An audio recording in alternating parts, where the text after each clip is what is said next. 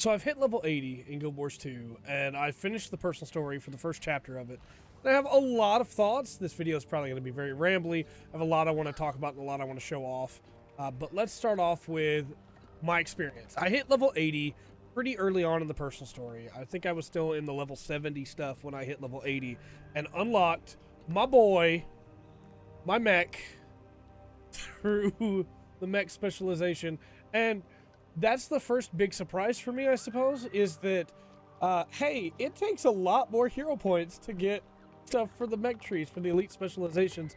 But the game is drastically different with my boy with me here. He draws aggro for me, he does a ton of damage, and we can rocket punch together. And if that's not amazing, I don't know what is. And sometimes my character will even go, rocket punch! Which makes it all worth it, of course. I did lose out on my tool belt skills. Those get taken away from me, which is kind of a pain. But I've got a lot of combos I can do with him. I can give him my might. I can use my abilities to get my might and then rocket punch, and then he gets a portion of my might back for himself, which is very cool. Also, I named him Granteed. If you get the reference, let me know in the comments, and I'll give your comment a heart.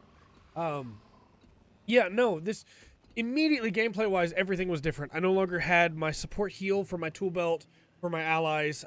Now I had to go back to using these heals. I no longer had my personal heal, so I've switched to the elixir to be able to heal myself. A lot changed very quickly, but it really got me even more excited to see the other elite specializations, because I can see them here, Scrapper, and I can see the different gyros that I'm going to get, and a Hollowsmith. And I can see the different abilities I'm going to get there, all of which seem really cool. And I know eventually I'll get enough hero points to be able to get them all. It's just going to take a little while. But I'm excited to be able to mess with that. And, of course, now even more excited to be able to mess with the other ones with the other characters. I noticed my XP bar was slowly filling in after I hit 80. And I was like, oh, that's probably fine.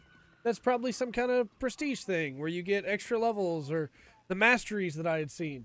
And the bar filled up while I was still trying to get through the personal story and still trying to go kill Zaitan.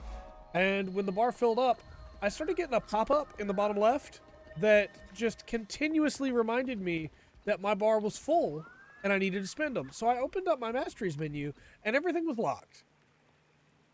Everything was locked. Because as it turns out, you have to complete the first chapter of Heart of Thorns to be able to unlock Masteries.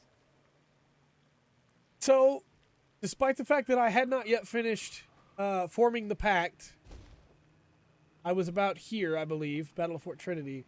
I went and did the first 2 missions in Heart of Thorns to be able to unlock Masteries. I tried not to. I was going to just go with it, and if I lost XP, whatever, I didn't exactly know how that system worked. But the pop-up became so annoying that I had no choice. I had to go and fix that. It bothered me way too much. Scrub, there we go. You crash, why not? So I did that and got a little bit of story spoilers, but it's okay because it excited me even more to get into the Heart of Thorns stuff, honestly. That stuff all looked really cool. And then I came back and started going through the rest of the personal story. And my map got quite a bit more full. Get over here where I don't think we'll be attacked. And from Fort Trinity all the way down around the Ruins of Ore to the big climactic battle with Zaitan.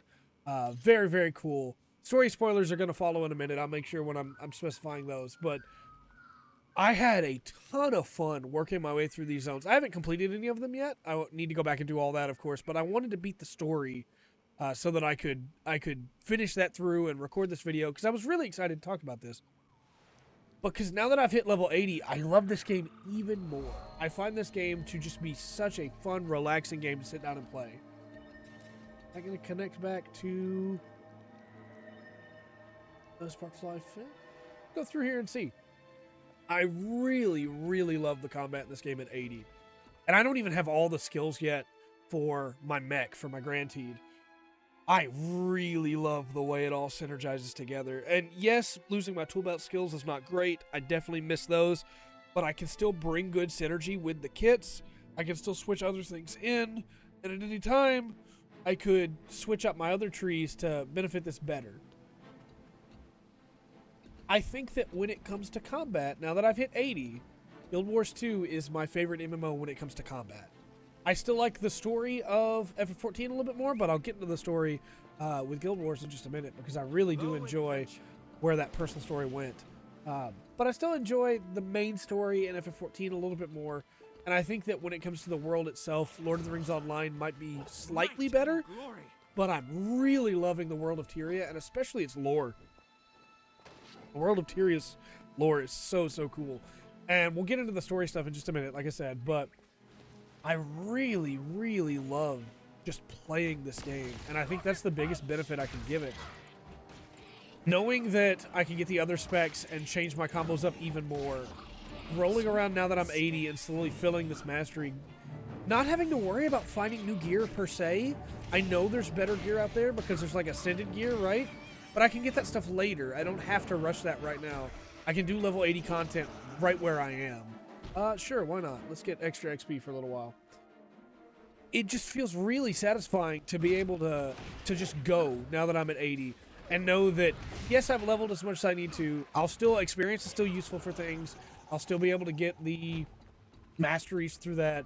And then if I get experience books, I can just give those to one of my other characters and level them up that way.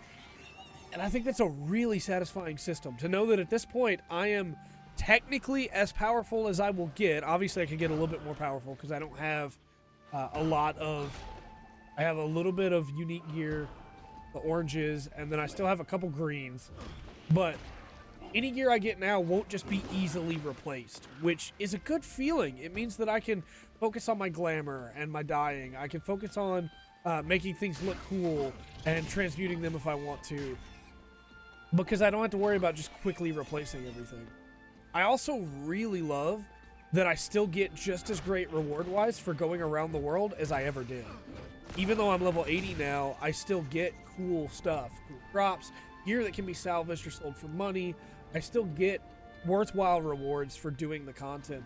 And that's not even to count the mastery points that are on the map that I need to go get this one. That's not even to count the extra abilities that you can still get through hero points by getting those on the map.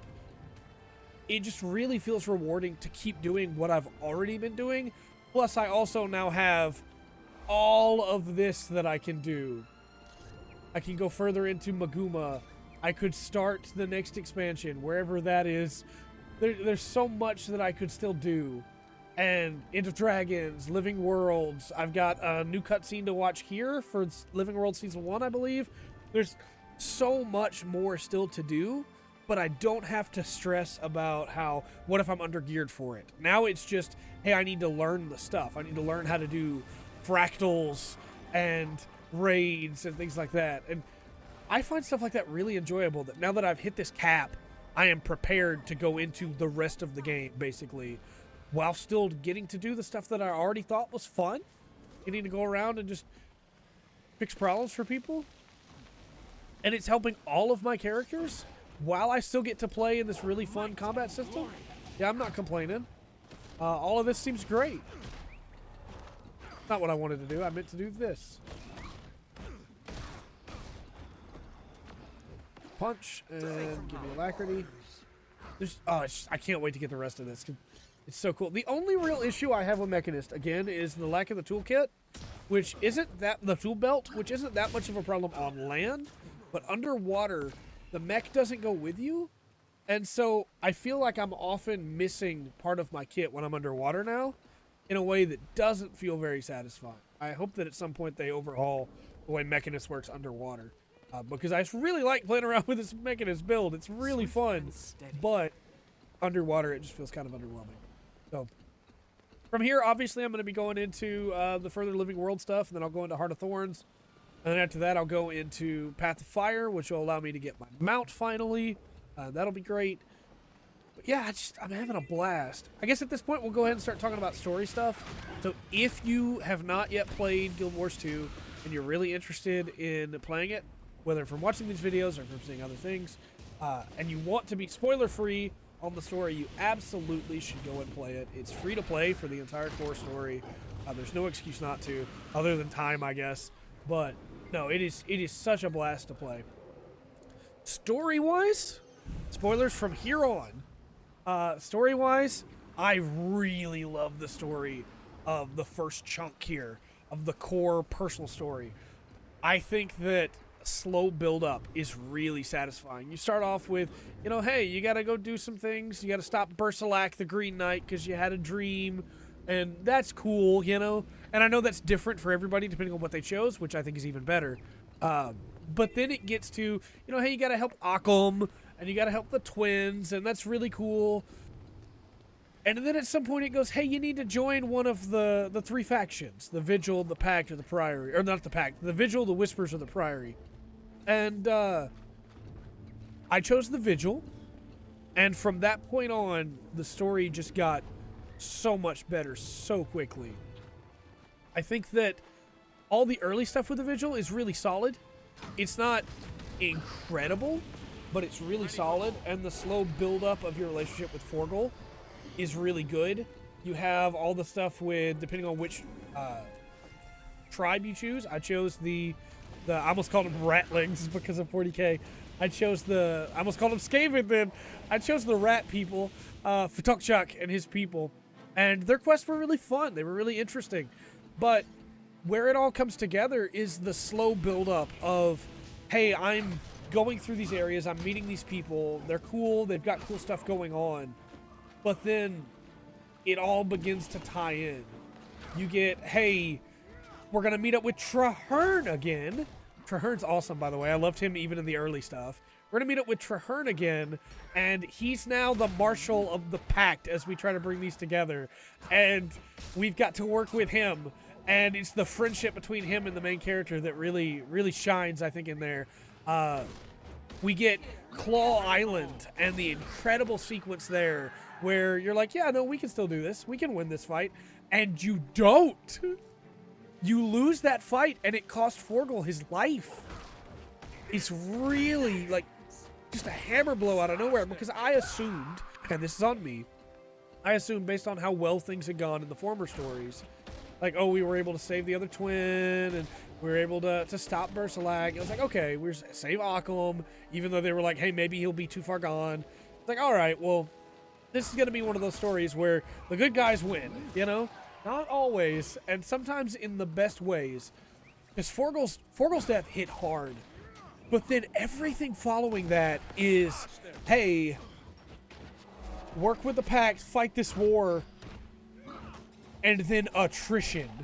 Little by little by little by little by little, you gain ground as you fight from Fort Trinity all the way down, gaining ground, setting up outposts, all the way down through all of this,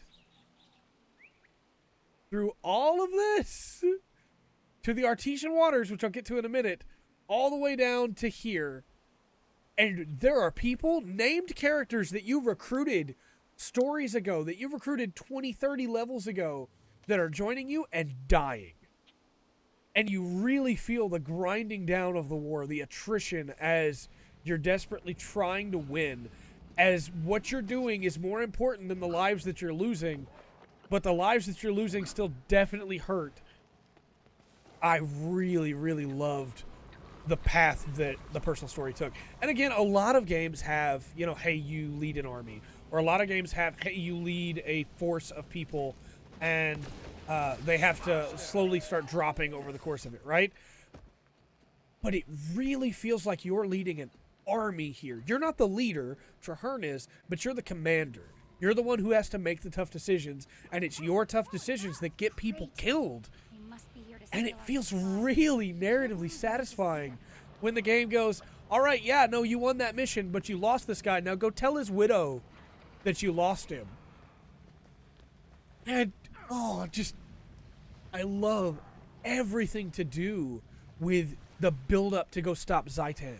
Having to work with an ancient god, which is the choice that I made, and it's Acolyte, it's Reaper, and then having to go into the waters down here, the Artesian Waters. That whole sequence is great, where the sound effects cut out and you're just fighting off the enemies as Traherne is trying to do the ritual. That whole sequence is incredible. And then here's what I'm talking about being underwater, by the way. This is what I have for my mech. Step charges. I don't have my tool belts anymore. This is the only way I can heal myself now. It's okay. But yeah, that whole sequence is incredible, where the music is kicking in and everybody's fighting next to you, and these are all the characters that you've been working with all this time. And then, as if all that wasn't good enough, you get that big final fight, where they have built up Zaitan over the course of the entire game. And all of a sudden, it's, hey, here he is, and oh, he's way worse than I thought he was. He's so much stronger than I thought he was going to be. And he just is a menace.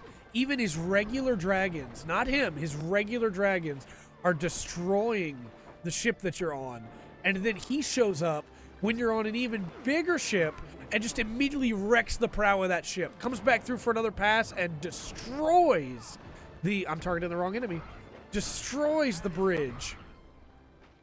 It's just incredible how they're able to do that. I really loved that fight. And then the celebration where the music kicks in afterwards, it's like, heck yeah, man. Heck yeah. We're going to kill this one to get back up. Yep. I really enjoyed the personal story in this, and I can't wait to see how much better things are going to get, because I've been told that's the worst part of the story. And honestly, if that's the worst part of the story, then man, this game's only going to get better. Because even the stuff that I've already seen from the very first bit of Heart of Thorns is really cool. Let me know your thoughts, of course, in the comment section down below. Tell me what your favorite moment was in the story. I want to give a quick shout out to how great it was to like rescue characters and then them come back over the course of the game. Meeting Snarl and I can't remember her name, but the blood one of the Char. I want to say Galena, but that might not be it. Oh, right, of course, how could I forget to bring up the fact that even though I wasn't doing the dungeons because I couldn't find groups to do them, I guess I could have asked online, but I'm trying to play as much solo as I can for the sake of being able to talk about the game solo.